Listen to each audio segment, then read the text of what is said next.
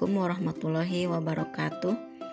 Perkenalkan, saya Evi Nurmawati, calon guru penggerak angkatan 7. Saya mengajar di SDN Ciburial, Kecamatan Cipendei, Kabupaten Bandung Barat. Sebelum saya mempelajari modul 1.1 tentang filosofi pendidikan Ki Hajar Dewantara, saya berpikir bahwa murid itu ibarat secari kertas putih kosong yang apabila masuk ke kelas saya harus mengisinya sesuai dengan kehendak saya. Mereka tidak diberikan kebebasan dalam pembelajaran. Mereka dipaksakan harus mengikuti pembelajaran sesuai dengan kehendak saya. Mereka juga dipaksakan harus mendapatkan nilai mencapai KKM. Pembelajaran yang saya lakukan lebih berorientasi kepada nilai, bukan kepada prosesnya. Namun saya keliru dengan pemikiran saya tersebut. Ternyata secara kodratnya anak-anak terlahir seperti kertas putih yang sudah terisi garis samar-samar. Kita sebagai pendidik hanya perlu menebalkan garis samar-samar tersebut.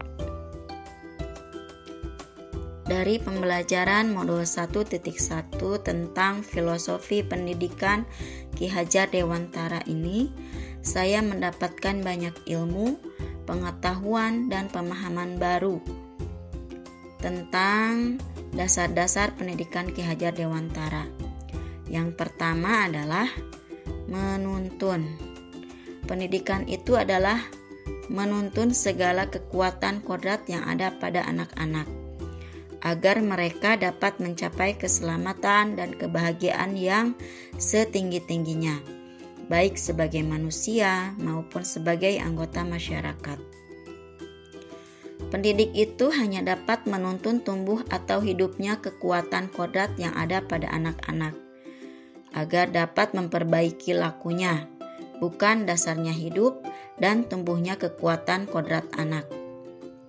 Trilogi pendidikan yaitu Ing Ngarso Sung Tulodo, di depan siswa guru memberi contoh dan teladan yang baik melalui perbuatan maupun perkataan.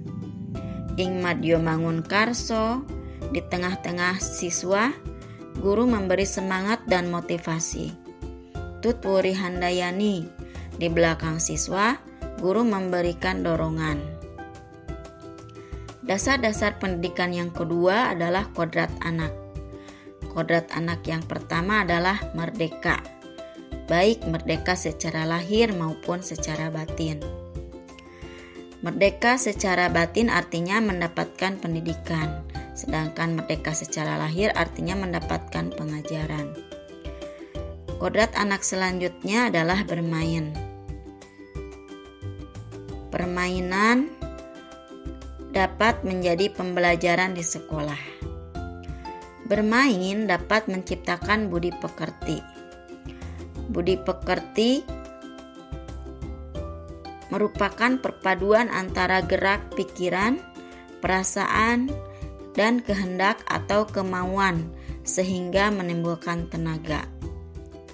Dasar-dasar pendidikan yang ketiga adalah pendidikan yang berpihak kepada murid. Artinya, pendidik bebas dari segala ikatan dengan suci hati mendekati sang anak, bukan untuk meminta sesuatu hak, melainkan untuk berhamba pada sang anak, menyayangi, menghormati, dan memuliakan sang anak dengan sepenuh hati. Dasar-dasar pendidikan yang keempat adalah bukan tabula rasa. Artinya, anak bukan kertas kosong yang bisa digambar sesuai keinginan orang dewasa. Anak lahir dengan kekuatan kodrat yang masih samar-samar. Dan yang terakhir adalah tujuan pendidikan. Tujuan pendidikan ini adalah menuntun, yaitu memfasilitasi atau membantu anak untuk menebalkan garis samar-samar agar dapat memperbaiki lakunya, untuk menjadi manusia seutuhnya, menebalkan laku anak dengan kekuatan diri anak dan sosiokultural atau budaya. Hal-hal yang perlu saya ubah adalah yang pertama, merubah sudut pandang.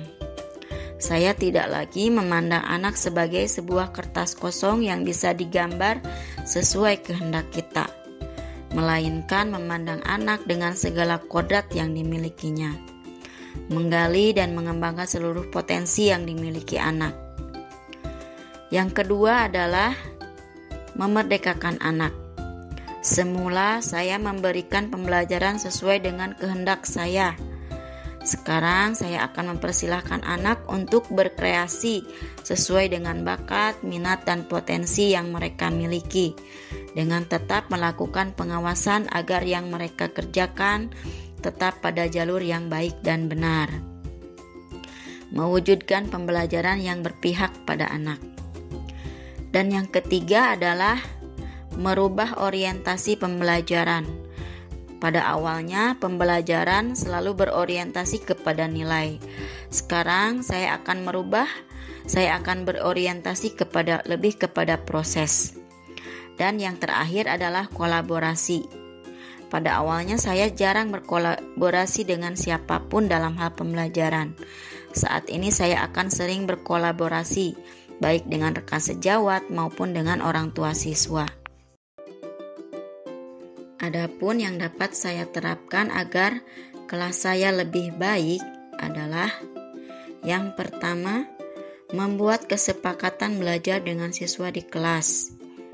Selanjutnya, membekali siswa dengan keterampilan abad 21, yaitu 4C, seperti berpikir kreatif atau creative thinking, berpikir kritis dalam pemecahan masalah, critical thinking and problem solving, berkomunikasi, communication, dan berkolaborasi, collaboration.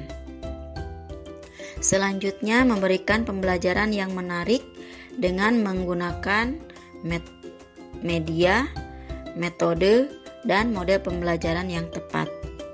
Memanfaatkan lingkungan sebagai sumber belajar.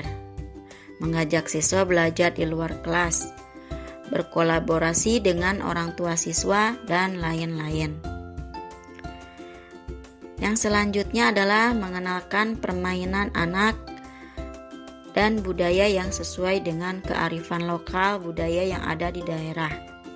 Misalnya, menggali dan mengenalkan permainan kaulinan barudak seperti dompu, kasti, boy-boyan, bakyak, congkak, dan lain-lain.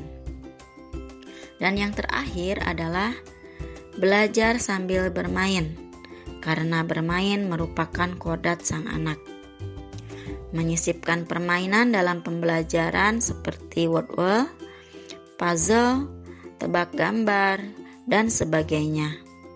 Dengan tujuan agar siswa tidak bosan dan siswa lebih bersemangat lagi dalam belajarnya. Demikian pemaparan koneksi antar materi modul 1.1 tentang filosofi pendidikan Ki Hajar Dewantara. Kesempurnaan hanya milik Allah. Sekian dan terima kasih. Jadilah guru yang bergerak menuju pendidikan yang lebih baik. Salam guru penggerak. Wassalamualaikum warahmatullahi wabarakatuh.